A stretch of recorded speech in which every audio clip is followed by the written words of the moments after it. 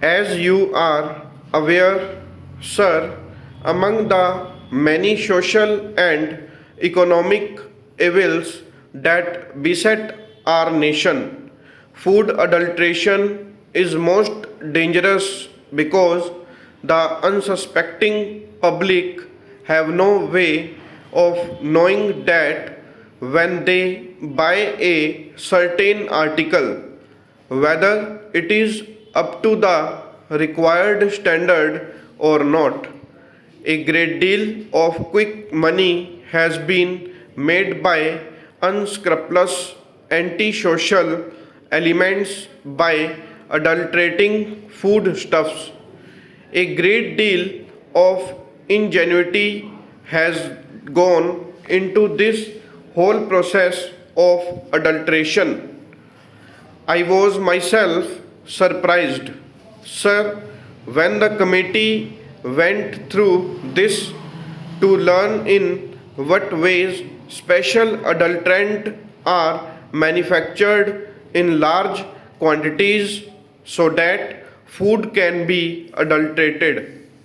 And very often, as you know, sir, the adulteration is of such a nature that it causes death or permanent injury and disablement to the people who consume those articles.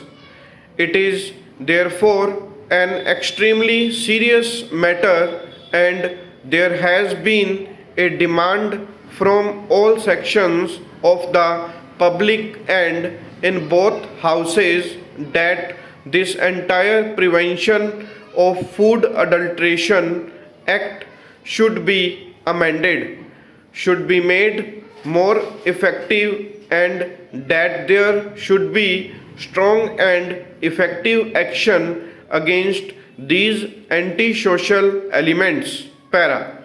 For this purpose, sir, I introduced in this House an amendment to the Prevention of Food Adulteration Act 1954. This act was passed 45 years ago by Parliament. The experience of its administration, I must admit, sir, has not been very impressive so far, both because the act itself had loopholes and also, I must admit, because our administrative machinery, particularly in the states, was not really as effective as it should be. Para. Therefore, I introduced this amendment in the Rajya Sabha on August 12.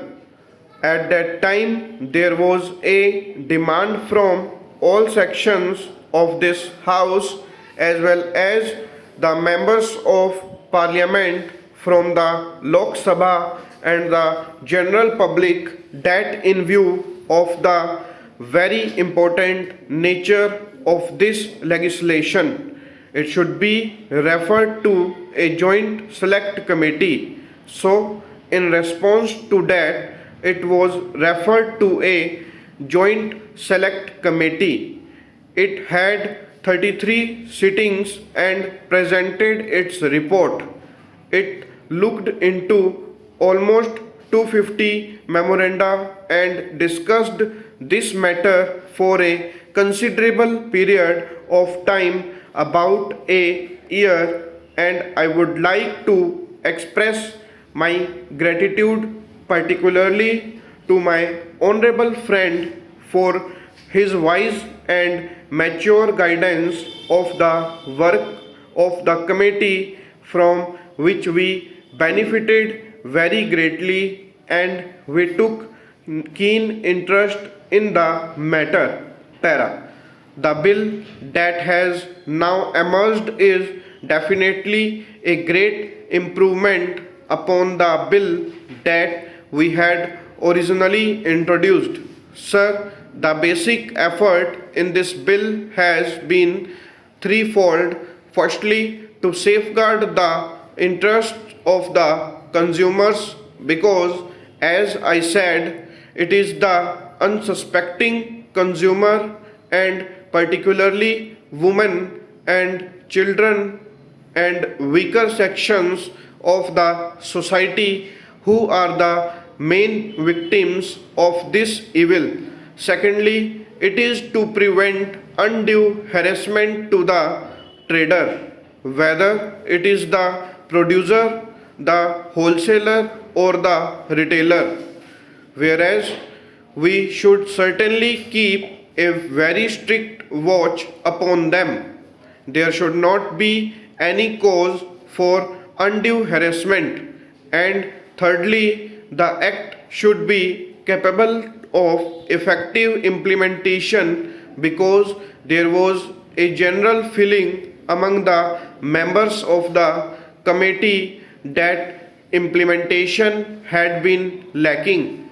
These were the three major principles that were kept in mind by the committee in its deliberations. Sir, with your permission, I will very briefly put before the Honorable House some of the salient features of the bill that I have now presented. The finest point is that a distinction has been made between adulteration that is capable of easy detection by the eye and adulteration which is not. In other words, if something is adulterated and is visible, at least the consumer has the opportunity to take necessary precautions. But if it is processed and cooked, then there is no way by which the consumer can know whether it is adulterated or not until he has reaped the ill effects of adulteration. Para.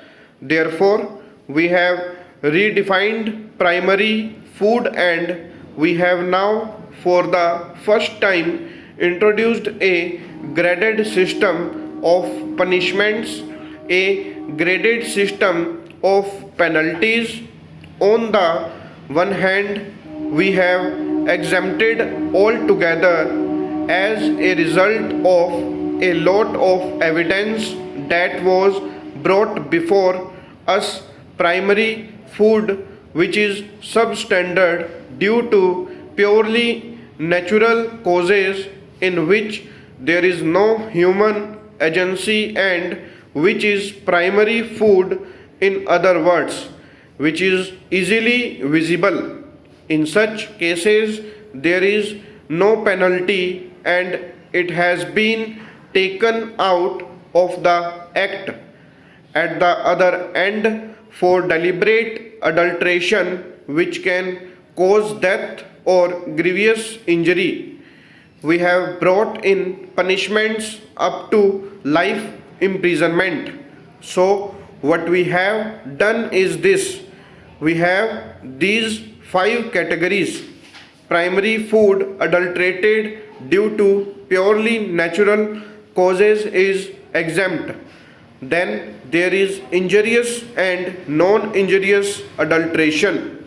Here we have got a graded system of penalties going up to life imprisonment so that deterrence is there and people realize that they cannot play with the lives of their fellow citizen. On the other hand, non-guilty people are brought within the mischief of the act. Stop.